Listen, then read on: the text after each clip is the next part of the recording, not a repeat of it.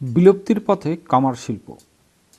আধুনিক প্রযুক্তির কাছে টিকে থাকতে না পেরে এই শিল্পের সাথে জড়িত লোকজন বংশগত পেশা ছেড়ে দিয়ে ভিন্ন পেশায় যুক্ত হচ্ছে। ফলে গাইবান্ধা সহ দেশের কামার শিল্প বিলুপ্তির শেষ পর্যায়ে পৌঁছেছে। কামারদের তৈরির জিনিসপত্র একসময় গ্রামীণ এবং শহরের মানুষের দৈনন্দিন কাজে ব্যাপকভাবে ব্যবহার হতো। খুন্তি, দা, বটি, কোদাল, জমি চাষের জন্য লাঙ্গলের ফলা, কাস্তে ইত্যাদি আরও ছোট ছোট যন্ত্রপাতি গ্রামের জীবন জীবিকার জন্য অপরিহার্য ছিল, কিন্তু আধুনিক যন্ত্র সভ্যতার কাছে টিকিয়ে থাকতে পারছে না।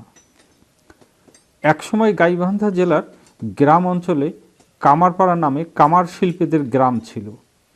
দিন রাতে দা, কুড়াল, বটি সহ বিভিন্ন লৌহ জাতীয় জিনিস তৈরির জন্য কামারদের ব্যস্ততা ছিল লক্ষণীয়।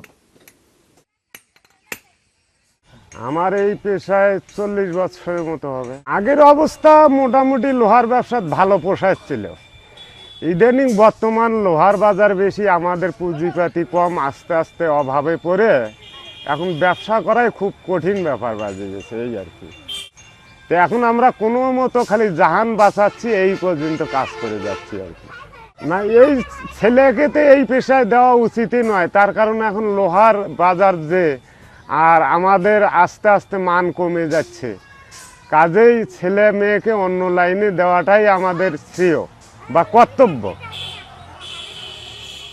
যার ফলে আর কি ওই ছেলে মেয়ে বিভিন্ন হয়তো লেখাপড়ার দিক দিয়ে বা অন্য অন্য খাদে একটু সহযোগিতা করে এই কিছু ডেভেলপ হতে পারতেছে। আর এই লোহার কাজ করে আর ডেভেলপ হওয়া সম্ভব না।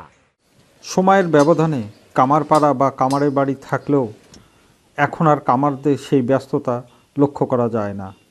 অতি নিকট ভবিষ্যতে এই শিল্পের চিরদিনের জন্য বিলুপ্ত হয়ে যাবে।